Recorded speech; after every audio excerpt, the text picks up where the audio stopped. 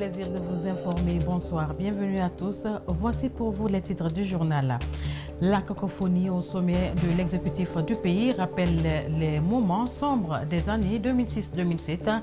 Il est impérieux de privilégier les intérêts de la nation. Ces propos sont du chef de file de l'opposition. Mamadou Sylla l'a dit ce samedi lors d'une conférence de presse qu'il a organisée à cet effet. Vous l'entendrez dans ce journal. Le corps sans vie d'une fillette de plus de 2 ans a été retrouvé vendredi dans une rivière se trouvant à la limite entre la commune urbaine de Kankan et la sous-préfecture de Karfamoria. Alpha Omar Koïta nous en dira plus dans ce journal. Et c'est tout pour le sommaire. Bienvenue à tous.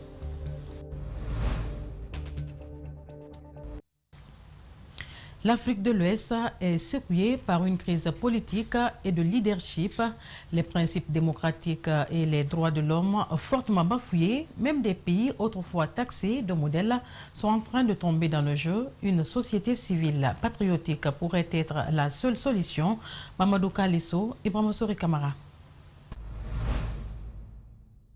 L'état de santé de la démocratie ouest-africaine est très préoccupant. Alpha Condé et Alassane Ouattara briguent chacun un 3e mandat.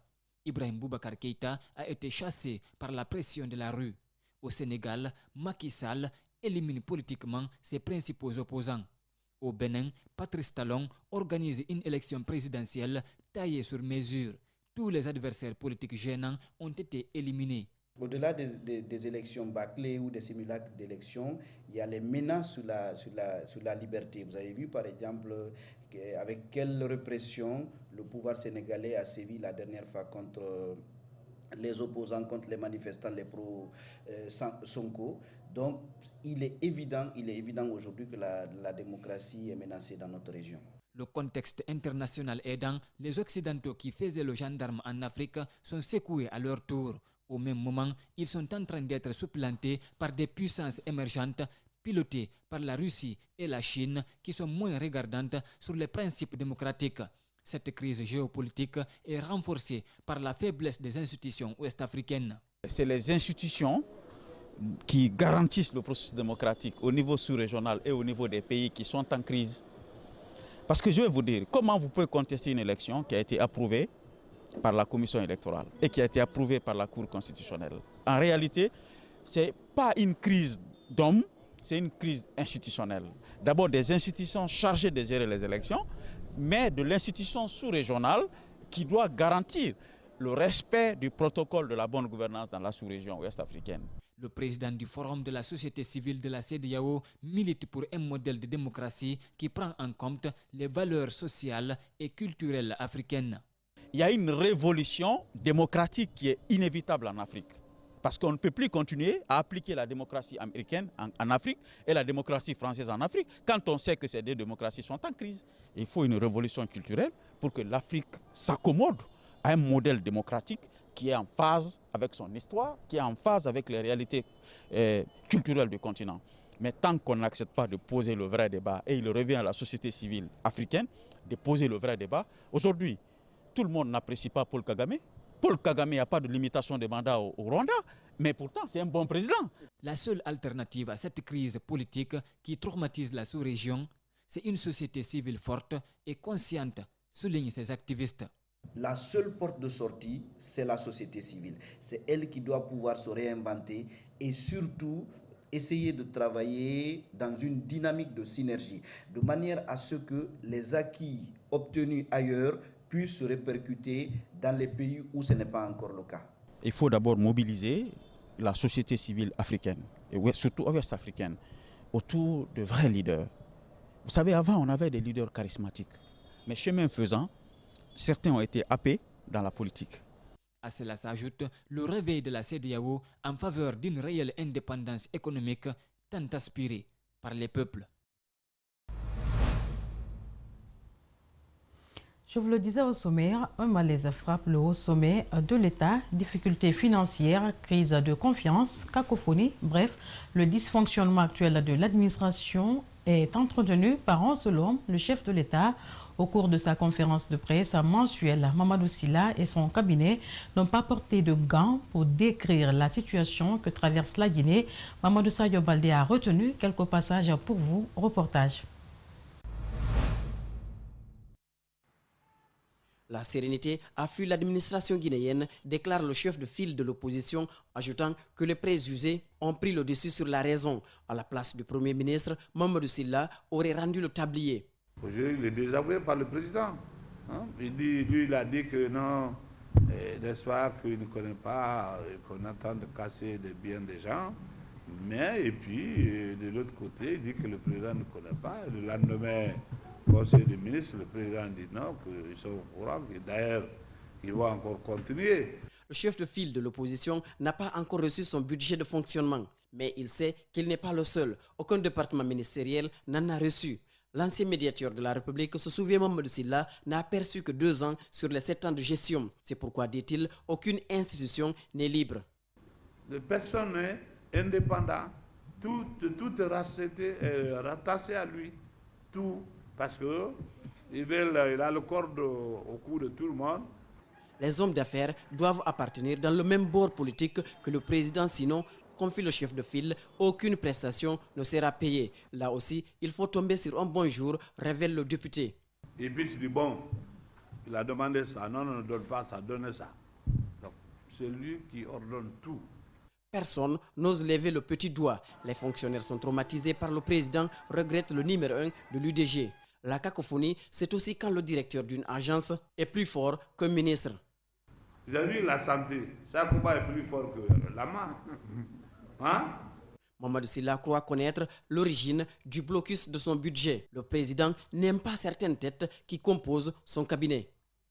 D'abord, l'autre fois, quand je l'ai reçu, quand il m'a reçu, il m'a dit, mais ben, ton cabinet, je l'ai vu, mais c'est trop, il y a trop de... C'est vrai, je vois toutes les têtes là, qui sont là-bas, ils sont massés, tout. Il a nommément indiqué c'était. Et de conclure qu'il a sérieusement de soucis sur l'avenir immédiat de la Guinée. Et pendant ce temps, le gouvernement guinéen a réagi au rapport d'Amnesty International pour le ministre de l'Information, Amara Somparé. Ce rapport contient de nombreuses inexactitudes au niveau factuel. Il y a aussi beaucoup d'approximations. Le ministre de l'Information a fait cette sortie chez nos confrères de Radio France Internationale. Suivez. Nous avons pris connaissance du rapport. Malheureusement, il contient de nombreuses inexactitudes. Et au niveau factuel, il y a aussi beaucoup d'approximations. Peut-être qu'ils doivent manquer d'informations, ou en tout cas, ils devraient revoir leurs sources d'informations, parce que des enquêtes ont bel et bien été ouvertes sur tous les cas d'incidents avérés, qui ont été en tout cas constatés par les autorités compétentes en République de Guinée. Et je tiens à insister encore une fois que la justice en Guinée est indépendante. Et le temps de la justice n'est pas le temps des politiques, le temps de la justice n'est pas le temps des médias. Il faut laisser la justice faire son travail et quoi qu'il arrive, toute personne qui sera reconnue coupable d'avoir perpétré des crimes, que ce soit en période préélectorale ou post-électorale, répondra de ces crimes devant la loi. Donc je pense que ce rapport mérite d'être revu en profondeur et nous en ferons part à nos partenaires américains. Autre actualité de cette édition, politique générale du gouvernement de la 4e République. Mercredi dernier, vous le savez, Ibrahima Kassori Fofana a devant les représentants du peuple décliné la vision du gouvernement dans les différents secteurs d'activité. Certes, le Premier ministre reconnaît les difficultés qui pèsent sur les épaules des acteurs culturels guinéens, mais une fois encore, aucune mesure, du moins pour les rassurer, n'a été donc annoncée. Une réalité que le président de l'Union nationale des artistes et musiciens de Guinée déplore, Mohamed Lakras Sissoko, compte rendu à Yenebe Makoulibalé. Dans son allocution, le Premier ministre dit être à l'écoute du secteur culturel. Il a notifié également que le gouvernement a conscience des difficultés du secteur suite aux annulations de plusieurs activités culturelles à raison de la crise sanitaire. Malgré ces situations, aucune mesure concrète n'a été annoncée en faveur du secteur culturel. Pour Mohamed Lakras Sissoko, président de l'UNAMGI, c'est une erreur de la part de Kassori Fofana. Si nous sommes mis sur la liste, il n'est pas dit que quand un père de famille oublie d'écrire le nom de son fils sur la liste, que cela veut dire qu'il n'est pas son enfant. Tant que nous vivons, l'erreur est humaine. Aucune œuvre humaine n'est parfaite. Cependant, ce guitariste de profession n'a qu'une seule ambition, c'est celle de voir les conditions de vie et de travail des artistes améliorées. Mais ces oublis incessants, Mohamed Lakra Sissoko l'impute au manque d'organisation des acteurs culturels. Nous voulons vraiment que nous soyons traités au même pied d'égalité que les ministres. Tous ceux qui ont eu accès à les sciences supérieures, qui sont nommés ministres, ils se sont servis de ces pauvres artistes-là pour être ministres. Donc nous avons repris conscience. Et s'il y a eu de ces erreurs-là, ne mettons pas ça à l'actif du gouvernement seulement. Nous avons notre part de responsabilité. Faute de quoi? Parce que nous n'étions pas organisés, on ne s'entendait pas. Dans les prochains jours, le président de l'Union nationale des artistes et musiciens de Guinée compte amorcer une rencontre avec le premier responsable du gouvernement pour trouver une solution à ce problème. Nous réunir d'abord et venir vers notre ministère de tutelle pour qu'il y ait un plaidoyer au niveau de monsieur le chef du gouvernement afin qu'il puisse maintenant, prochainement, qu'on pense à nous. Mohamed Lakra Sissoko invite ses pairs à une union sacrée afin d'œuvrer pour le rayonnement de la culture guinéenne à l'instar des autres pays de la sous-région. Tant vaut l'éducation, tant vaut la nation. Si on met donc l'éducation au bas de l'échelle, voilà comment le pays va se présenter. L'image donc de l'éducation reflète l'image du développement du pays. Ce sont des propos de l'enseignant Sané, porte-parole du syndicat national autonome de l'enseignement supérieur, en réaction donc à la tenue des états généraux annoncés par le ministre de l'enseignement supérieur. Le syndicaliste estime que l'organisation de ces états généraux permettra de redorer l'image de l'enseignement supérieur. Reportage Fatoumata Bintabari et Alseni Kamara.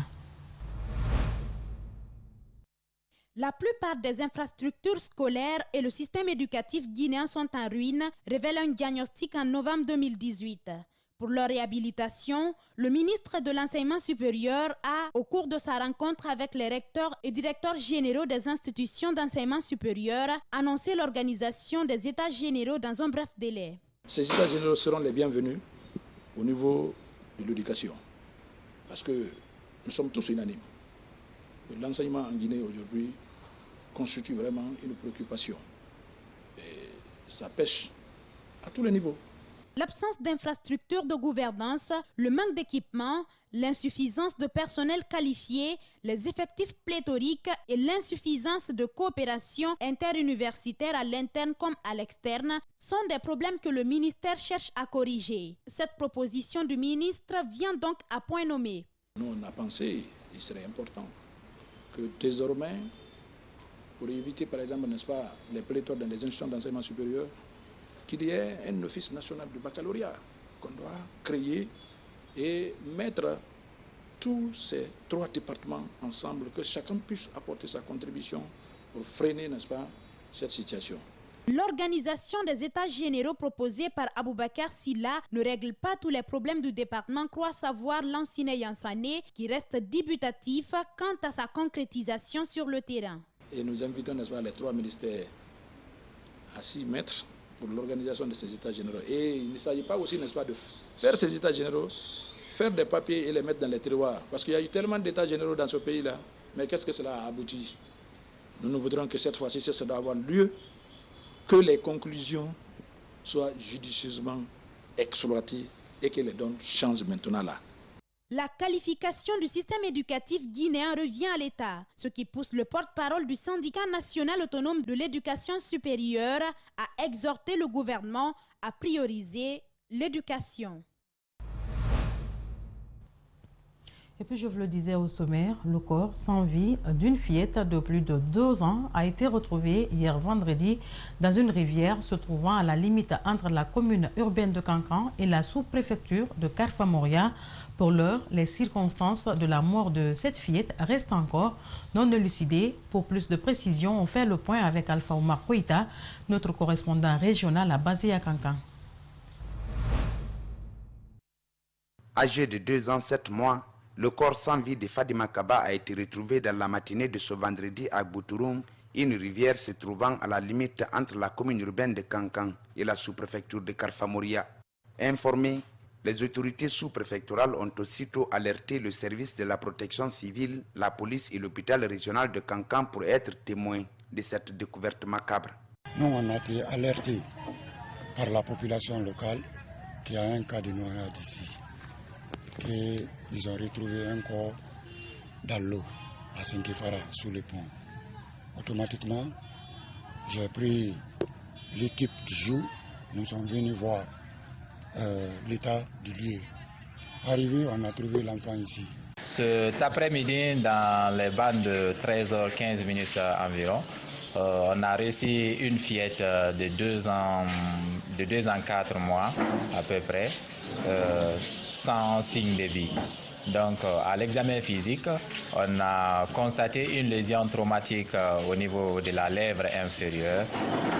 Voilà, au niveau des autres organes, il n'y avait pas de particularité. Originaire de Karfamoria, cette fillette a échappé à la vigilance de ses parents dans la soirée du jeudi pour une destination inconnue. Jusqu'à 18h, elle s'amusait avec ses frères. C'est à l'approche du crépuscule qu'on l'a perdue de vue. Et nous nous sommes mis à sa recherche. On ne l'a pas retrouvée. C'est le deuxième cas cette année. L'année passée, une autre jeune sœur, la fille de mon oncle, a perdu la vue dans la même situation. Elle est tombée dans un puits qui était éloigné de la maison. Je suis dépassé. A rappeler que ce n'est pas la première fois que le corps sans vie des innocents soit retrouvé dans ce marigot, nous confient des riverains. Une situation qui inquiète de nos jours plus d'un dans la cité de Las Fantamas Chérif. La structure Cœur Alpha a officiellement lancé ses activités ce week-end ici à Conakry. Elle vise spécialement à voler au secours des enfants qui souffrent de cardiopathie congénitale. Les initiateurs pour parvenir comptent également mener des sensibilisations pour toucher un plus grand nombre d'enfants, tout en espérant l'implication des bonnes volontés. Antoinette Dédé au niveau Yéal, Séni Camara pour le reportage. L'image du jeune Fassou est terrifiante. La quinzaine souffre d'une malformation cardiaque congénitale très avancée qui a besoin d'une évacuation immédiate. Comme toute mère, on ne peut pas rester indifférent. J'ai vu plusieurs fois, plusieurs reprises mon fils entrer en bloc sans être sûr qu'il me reviendra. Donc, suite à cette expérience, j'ai décidé de me lancer pour sauver les enfants atteints des cardiopathies congénitales, surtout dans mon pays d'origine, la Guinée. C'est pourquoi ces conférenciers exhortent toutes les bonnes volontés à se joindre à eux afin de gagner le combat. Alors, on n'a pas beaucoup de moyens, c'est pour ça qu'on sollicite toutes les personnes de bonne volonté, parce qu'aujourd'hui, c'est Fassou, c'est d'autres enfants, et ça pourra être d'autres enfants dans votre famille ou tout simplement vous-même, parce que nul n'est à l'abri de cette pathologie. L'honorable Aboubakar Sidik Diallo, au-delà de son apport, compte également défendre des enfants souffrant de pathologies à l'hémicycle. Quand j'ai vu le jeune Fassou, je me dis mathématiquement, s'il n'est pas opéré, il n'est pas pris en charge, il va mourir à un rythme déjà connu. Alors ça, c'est interpellant. Ce qui rend la vie normale et facile sur Terre, on sait qu'on va mourir, mais personne ne sait c'est quand. Mais lorsqu'on vous dit que lui, la pronostic vitale est engagée, c'est vraiment très désolant. Donc aujourd'hui, il faut sauver cet enfant et tous les autres. De nos jours, 5 enfants sont pris en charge par la structure Cœur Alpha. Après 11 mois à la tête de la Société des eaux de Guinée, Patrice Pépélois cède sa place à l'ancien directeur de la SEG. Le retour de Mamadou Yulde Diallo coïncide à un moment où cette entreprise traverse des moments compliqués. Les atteintes sont grandes et les défis sont énormes. Un espoir, le gouvernement et les partenaires promettent d'accompagner la direction à atteindre les objectifs, nous disent Mamadou Sadio Baldé et Ibrahim Massouma. C'est un secret de polichinelle. La Société des eaux de Guinée traverse des difficultés financières. Le désormais ancien directeur a dirigé l'entreprise au moment où le coronavirus frappe le pays. À date, le taux d'accès global des populations urbaines à l'eau potable à travers les réseaux de la SEG est d'environ 31%. dont 35 à Conakry et 27 dans les villes de l'intérieur, avec une desserte par intermittence ou par délestage. Il y a des difficultés financières, il y a aussi une ambiance qui empêche l'entreprise de s'épanouir. Une seule solution, un dépassement de soi. Il faudra transcender toutes les divisions, les considérations et préjugés. Les mots sont diagnostiqués. Le ministère de tutelle a pris bonne note. Le moment est venu de s'ouvrir et s'employer pour le bon fonctionnement de la SEG. Porter plus haut les couleurs de ce ministère, parce que notre ministère est un ministère transversal, un ministère sur lequel le président compte, puisque nous l'avons su. Le 31 décembre, quand il a pris son discours, il a dit l'eau est prioritaire pour lui. Et quand il a pris son discours du gouverneur autrement le 26, il a dit aussi que l'assainissement, c'est une priorité. Ce qui veut dire que les projecteurs sont sur nous. Le président nous porte à cœur et il surveille ce qui se passe ici. Le directeur entrant est un ancien de la Société des eaux de Guinée. Il était jusque-là le secrétaire général du ministère de l'Hydraulique et de l'Assainissement. Avec le concours du gouvernement, les lignes vont bouger. Son Excellence, Monsieur le Président de la République, le professeur Alpha Condé, est particulièrement attentif à notre secteur, il faut le savoir. Toutes les fois que nous l'avons sollicité face à une quelconque difficulté, il a su trouver toujours la solution appropriée. Les partenaires ont également promis d'accompagner la nouvelle équipe. Et c'est ce élément qui met fin à ce journal réalisé par toute l'équipe de la rédaction d'Espace TV. Il a été coordonné à la régie par Lamine Sidibé, Nala Sidibé et Salimou Fofana. Merci à tous de l'attention. Bonsoir.